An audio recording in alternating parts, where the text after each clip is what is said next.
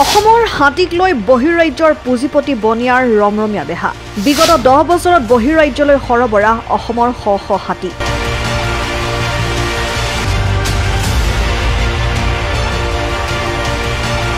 হাতী সৰবৰাহক লৈ ৰাজ্যৰ বন বিভাগৰ ৰহস্যজনক ভূমিকা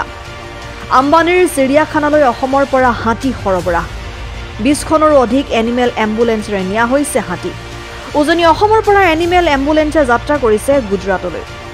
গুজৰাটৰ জামনগৰলৈ হাতী সৰবৰাহৰ বাবে চলি থকা গোপন পৰিকল্পনাক লৈ এতিয়া ৰাজ্যত ব্যাপক প্ৰতিক্ৰিয়া অব্যাহত আছে ইতিমধ্যে সুবুৰীয়া অৰুণাচলৰ পৰা 33টা হাতী জামনগৰস্থিত আম্বানী গ্ৰুপৰ চিৰিয়াখানালৈ লৈ যোৱা হৈছে মাঘ বিহুৰ উৰুকাৰ নিশায়ে প্ৰয়োজনীয় এনিমেল এম্বুলেন্স অৰুণাচলৰ নামচাইত প্ৰৱেশ কৰিছিল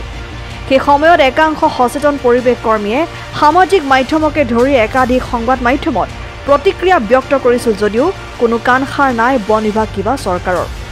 যাৰ পৰিপ্ৰেক্ষিতত নিৰাপত্তা বেষ্টনীৰ মাজেৰে অসমৰ মাজেৰে বহিৰাজ্যলৈ লৈ যোৱা হৈছে 33টাকৈ হাতী বহিৰাজ্যলৈ নিবলগীয়া হাতীসমূহৰ অধিকাংশই অসমৰ আৰু এই হাতী সৰবৰাহ কাৰ্য সম্পূৰ্ণ অবৈধ বুলি দাবী কৰিছে এতিয়া সচেতন প্ৰকৃতিপ্ৰেমী তথা পৰিৱেশ কৰ্মীসকলে সমগ্ৰ ঘটনাক লৈ বলিষ্ঠভাৱে প্ৰতিবাদ সাব্যস্ত কৰি অহা পৰিলক্ষিত হৈছে পৰিৱেশ কৰ্মী অপূৰ্ব বল্লভ গোস্বামী দেৱজিৎ মৰাণ দিলীপ নাথৰ দৰে নগণ্য একাংশ পৰিৱেশ কৰ্মীয়ে এই সন্দৰ্ভত অতি সুভেৰে যুৱ পৰিৱেশ কৰ্মী দেৱজিৎ মৰাণে নিজৰ প্ৰতিক্ৰিয়া প্ৰকাশ কৰে এইদৰে হয় আপোনালোকে যি এখন ট্ৰাক দেখিছে এনিমেল ৰেস্কিউ ট্ৰাক এই ট্ৰাক এখন যোৱা 14 জানুৱাৰীত আমাৰ মানুহে প্ৰত্যক্ষ কৰিছিল আৰু এই ট্ৰাক কেখনেই হাতী আনিবৰ কাৰণে তেওঁলোকে পাছিঘাট হৈ পেলাই তেওঁলোকে অৰুণাচলত সোমাইছিল আৰু অৰুণাচলৰ এটা দুৰ্গম অঞ্চল লাথাৰ পৰা তেওঁলোকে এই হাতীখিনি উঠাই পেলাই যোৱা ৰাতি ডিৰক গেটেদি তেওঁলোকে সৈন্য সামন্ত লৈ পেলাই যুদ্ধলৈ যোৱা নিচিনাকে হাতীখিনি লৈ গ'ল এতিয়া বৰ্তমান হাতীখিনি আজিৰ দিনত 11 বজাত এই হাতীখিনি নগাঁও পাৰ হৈছে আমাৰ মানে খবৰ দিছে এনেকে ৰাষ্ট্ৰীয় ঘাইপথেদি লৈ গৈছে আচৰিত ধৰণৰ কথা যে অসমৰ সম্পদ এনেকা ধৰণৰ লৈ গৈছে আচলতে এই হাতীখিনি আমাৰ অসমৰে হয় অসমৰ সম্পদখিনি অৰুণাচলত অবৈধভাৱে নথিপত্ৰ বনাই পেলাই এইখিনি বাহিৰলৈ লৈ যোৱা হৈছে ভণ্টাৰালৈ লৈ যোৱা হৈছে আৰু ভণ্টাৰাখন আছে আমাৰ ৰিলায়েন্স ৰিফাইনেৰী একেবাৰে কাষত কিমান যে পলিউশ্যন এখন মানুহে বনোৱা এখন ফৰেষ্ট হয় তাতে কিমান পলিউশ্যন অলৰেডি তাৰ হাতীখিনি চাইছোঁ গোটেই মানে কালাৰটো চেঞ্জ হৈ গৈছে কাণৰ কালাৰ মাথাৰ কালাৰ এইবিলাক ঘূৰৰ এইবিলাক চেঞ্জ হৈ গৈছে কিন্তু অসমৰ যিখিনি এনিমেলছবিলাক দেখিব আমাৰ ইয়াত থকা গোটেই মানে কালাৰটো ইমান ধুনীয়া গ্ৰে কালাৰ ব্লেক টাইপৰ কালাৰটো হৈ থাকে তাতে গোটেই পলিউশ্যন এতিয়ালৈকে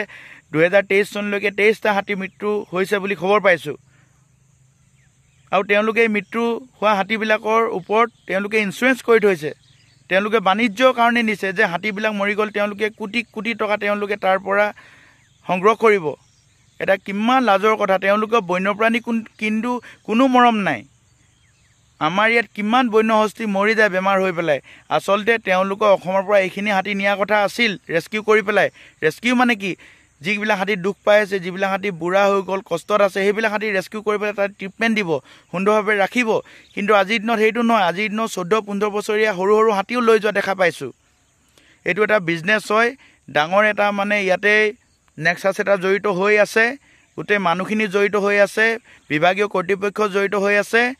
অতি লাজ পাইছোঁ আৰু অসমৰ যিখিনি প্ৰকৃতিৰ লগত জড়িত মানুহ ইমান বাগা মানুহবিলাক আজিৰ দিনত চুপচাপ লাজ পোৱা নাই নেকি সেইসকল লোকে এষাৰ মাত নামাতিলে অথচ আমাৰ বন্যপ্ৰাণীবিলাক লৈ গ'ল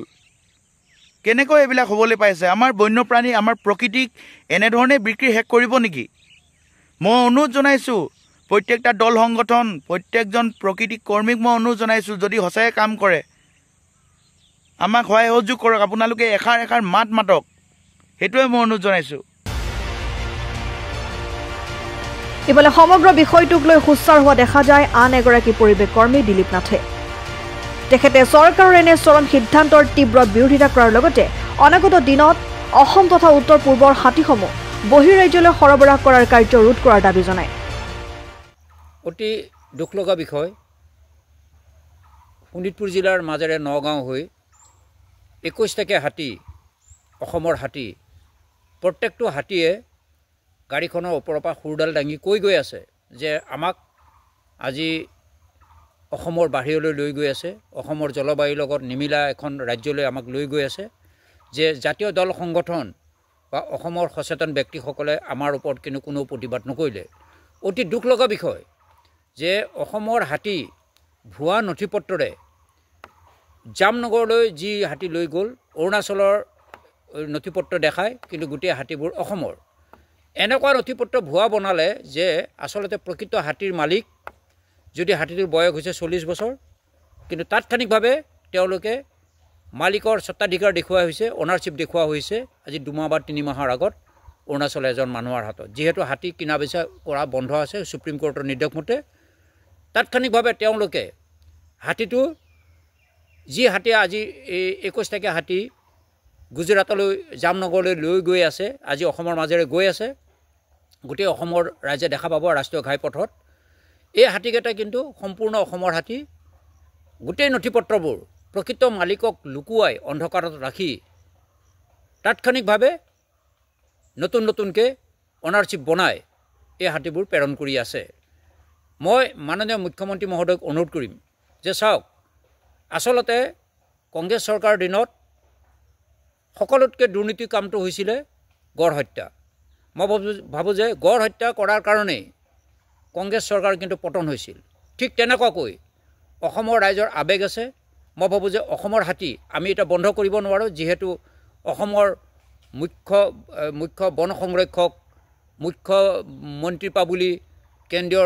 ডাঙৰ ডাঙৰ বাঘা মন্ত্ৰীসকলৰ লগত এই হাতীবোৰ গৈ আছে। আমি জাতীয় দল সংগঠনেই হওক বা আমি সচেতন ব্যক্তিয়ে হওক বা প্ৰকৃতিপ্ৰেমীয়ে হওক, আমাৰ প্ৰতিবাদ কোনেও কিন্তু মানি নলয়। কিন্তু এটা সময়ত হয়তো নিশ্চয় আপোনালোকে গম পাব, যেনেকৈ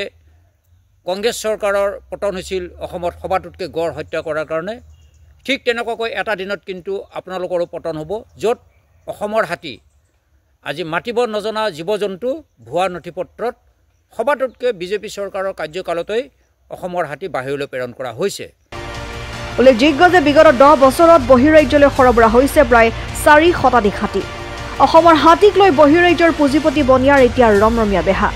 হাতী সৰবৰাহক লৈ ৰাজ্যৰ বন বিভাগৰ এনে ৰহস্যজনক ভূমিকাক এতিয়া ধিক্কাৰ জনাইছে ৰাজ্যৰ একাংশ পৰিৱেশ কৰ্মী তথা সচেতন ৰাইজে।